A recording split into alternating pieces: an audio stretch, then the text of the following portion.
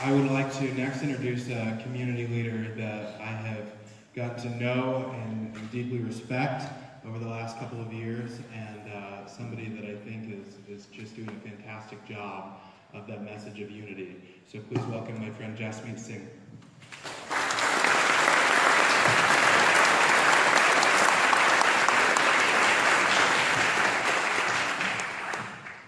Waheguru Ji Ka Khalsa, Waheguru Ji Ki Fateh.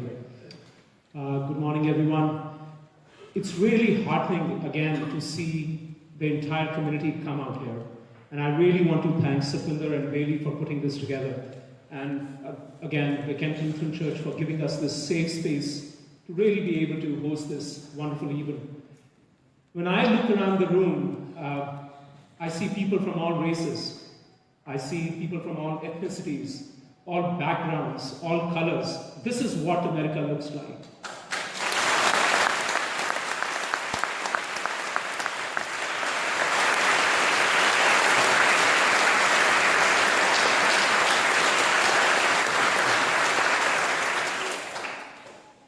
So I ask myself, what is going on today?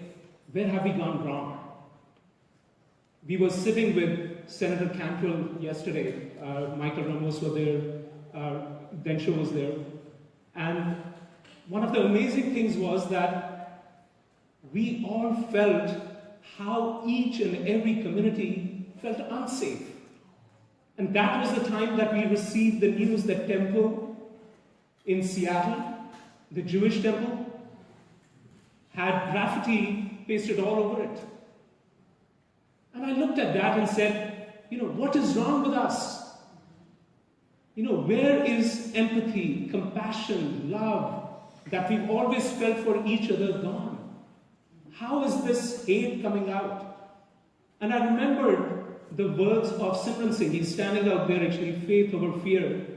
And we were speaking at Bellevue, and he stood up at the end of that presentation, and he said one very important thing. He said, darkness is absence of light. And it really struck me that a young man, a young boy can see that so clearly. What is it that we're missing today? We're missing love of our neighbors. We're missing empathy. Doesn't our heart hurt when we hear that a young black Muslim boy is found hung somewhere? Hung. Because I feel that cannot be someone who kind of put a rope 30 feet long and hanged himself. Wasn't even reported. Yes. So when I look at that, I look at the Jewish cemeteries that have been vandalized over the last few months. I look at the Sikh who was targeted because of hate. I look at the South Asian who in Kansas was shot for no other reason except that he was an immigrant. I look at that and say, where have we gone wrong? What is the country that we want to aspire to be? And I think that is where we are at today. We have to define what America is. And I think you all coming together really put that definition together. Because that is a definition that says, we're not here for fear. We're not going to fear anyone. I'm again reminded of, and I repeat this again and again, Nirbhav and Nirvad, two very important principles from the Sikh faith. Nirbhav means, I will fear no one. And Nirvad means, I do not look at anybody as an enemy. So when I incorporate that in my life, each and every day of my life, then I can live my life purposefully, mindfully. So I started reflecting on what Martin Luther King had said. Dr. King had said on the stairs of Washington, D.C., I have a dream. And that's very important. Until unless we dream the America that we want to create, we cannot make it happen.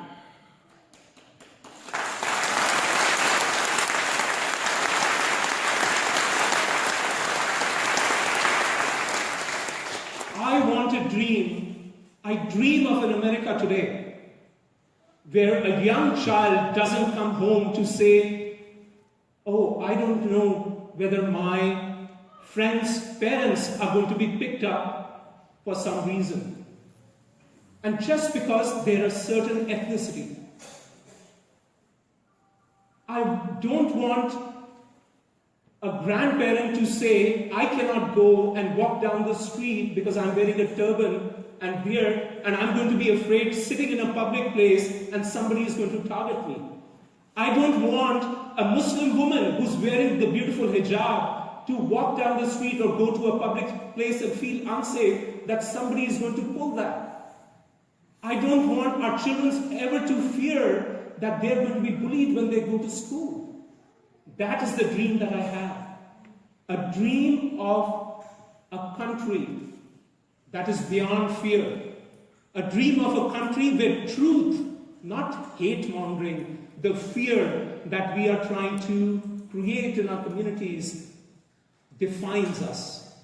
We have to be able to stand with each other, shoulder to shoulder. And I'm so amazed when I look around this room. I say there's always a silver lining to a dark cloud. And this is that silver lining.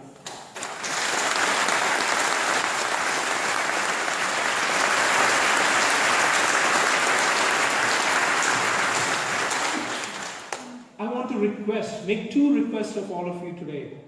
I know Pastor had beautifully said, love thy neighbor. Get to know your neighbor. That's extremely, extremely important. But I'm going to say, don't stop there. Anytime that you see an act of hate, an act of discrimination, stand up. Stand next to the victim and speak up.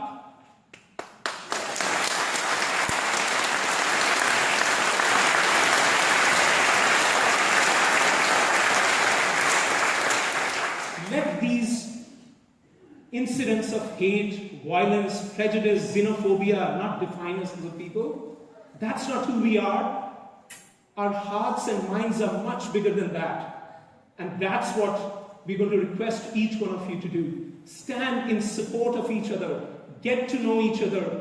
Walk with each other. Speak up on the behalf of others. And I think that will define what America is going to be. That's the dream that we need to start dreaming, not the nightmare that we're trying to live.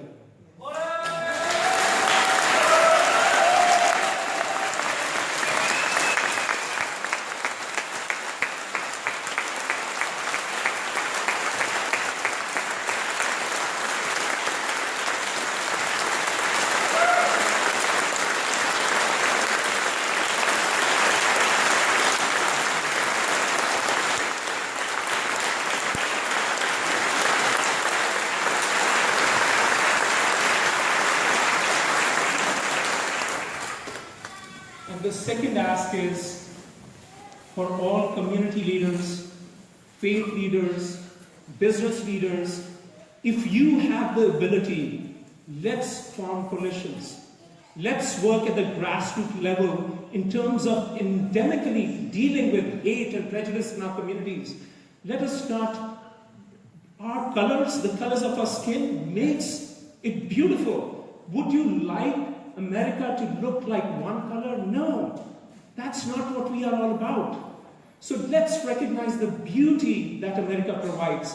When I want to walk into an AME church, I want to recognize what the Charleston shooting was all about. When I go to a Jewish center, I want to appreciate what the Jewish community has done for us. If I go to a Muslim mosque, I want to recognize the kinds of things they've all done and the kind of hate invective that they've faced. And so I'm going to request each and every one of you, when you go out there today, you become that ambassador to speak up against hate, ambassador to take that message of compassion, love, empathy that we need to create in our communities. So thank you again for giving me the time. And I really, really want to thank both of you for creating this evening.